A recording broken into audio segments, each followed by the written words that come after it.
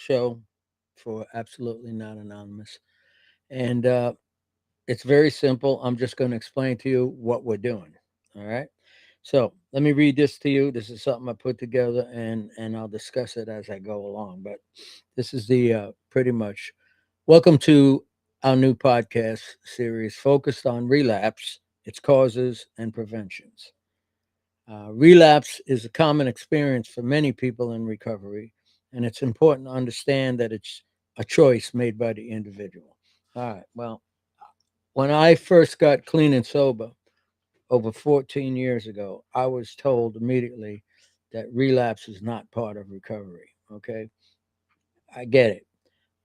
People who repeatedly relapse do not yet understand what it takes for them to get out of their own way. Okay. So, a lot of people that repeatedly relapse um, have not learned how not to lapse. Okay. There's things that you can do on a daily basis that will help you not relapse. Okay. So you can't relapse if you don't lapse. So I learned how to stay sober, clean and sober one day at a time. That's how I did it. I did it with the program of AA, which is a great program, but it's not the only program. There's tons of other programs out there. We'll get around to that at some point also. But you know, if you truly want to be sober, you will get sober because there's no shortage of help. Uh, there's no shortage of common sense. Um, all right, let me get back to this right here. In this series, we'll explore the factors that contribute to relapse, including stress, triggers, and underlying mental health conditions. Okay, stress. Even if you never took a drink or a drug your whole life, you would probably, if you weren't a Buddhist monk or whatever, you would have stress. So stress, I write off immediately because that's a pansy ass reason to get drunk or high. All right. Uh, Triggers, on the other hand are people, places, and things. Okay. Uh, Stuff I'm used to. If I go back to it while I'm trying to get clean and sober. I might be advised not to do that, but if I do it, if I run my own program, so to speak, I'm going to run into same situations I always had, which will make it very difficult for me to stay sober because that is the world I came from, and I, in times of confusion and trouble, it's a familiar world. So I might just gravitate back to it because it's something I'm familiar with. I feel comfortable in my misery. See, it's a weird thing. I haven't learned how not to do that yet in early sobriety. The triggers are very important to learn about because when I am affected by my triggers, it's because I'm following them as a leader. They are the leader. Okay. I have not learned that these things have nothing to do with my sobriety. They have nothing to do with whether I get clean and sober. Nothing. If something is happening around me and I don't like it, I can deal with that. But if I don't know how to deal with it, more than likely I will go back to doing the things I used to do, which is drink and drug and hide from myself. Um, you know, the bottom line is you need to learn how you think. You need to see how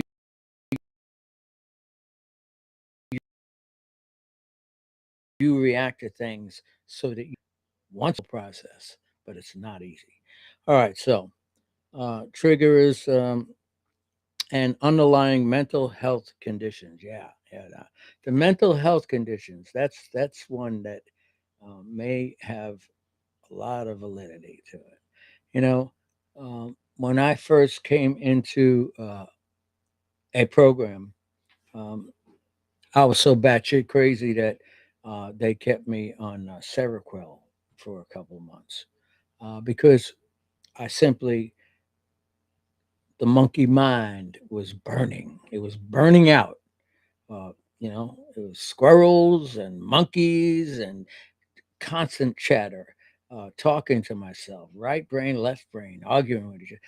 I wanted to do the right thing, but all I could hear was what was in my head.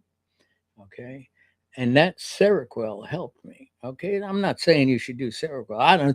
I know a lot of people that have successfully gotten recovery because they found the right combination through help, professional help, of something to level them out so they could finally relax and hear what was going on instead of the constant chatter of the monkey mind.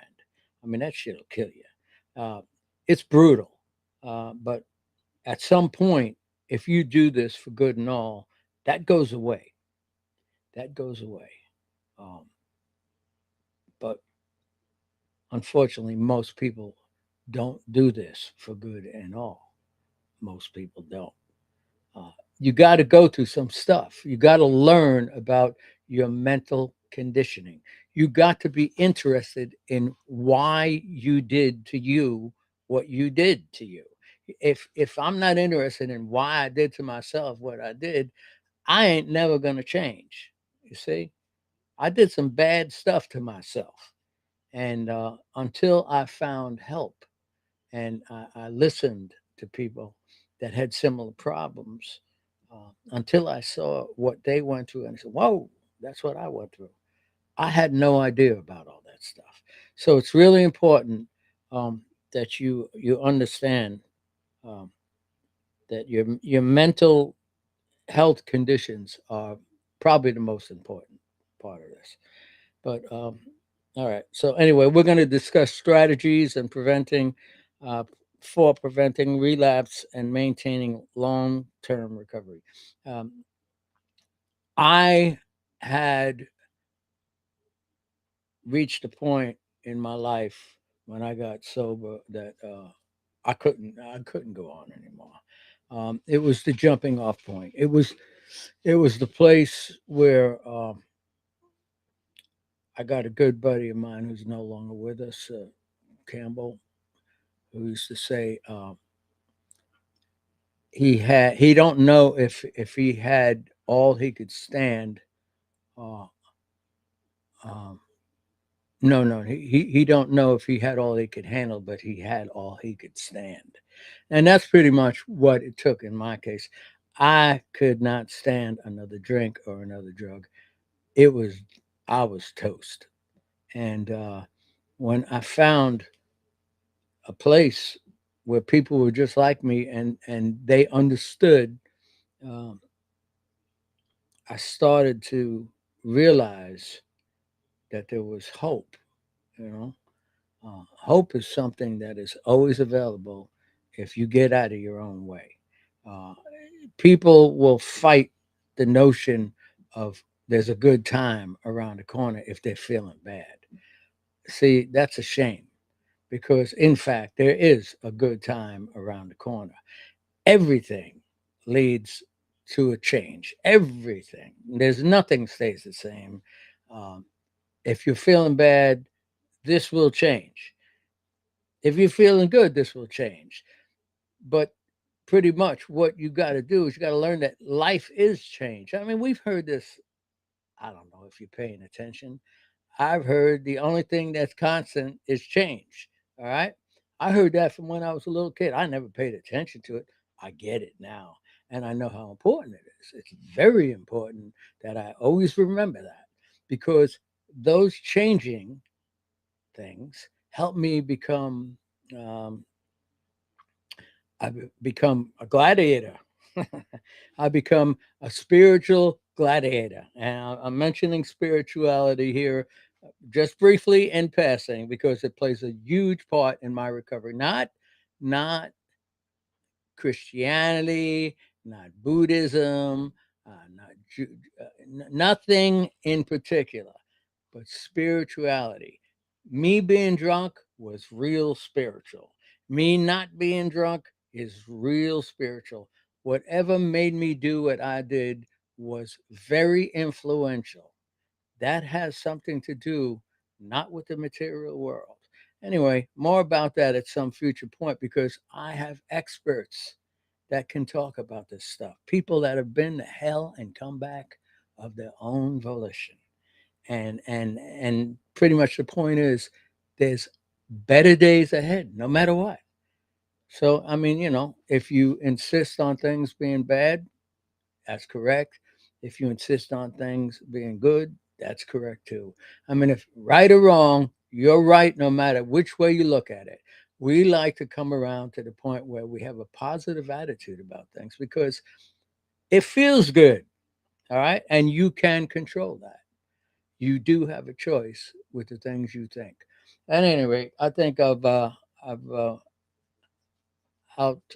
I've overstayed my welcome here in explaining what this program is about. Hopefully, real soon, we're going to have our first podcast, genuine podcast with um, people in programs and recovering people. Some successfully recovered, some still struggling. And you'll hear a lot of stories about their journeys. So, on that note, I'm going to kick out of here and I hope to see you real soon. Again, my name is Tony Richards. This is absolutely not anonymous. Uh, and I'll catch you on the flip side. Take care, people. Bye.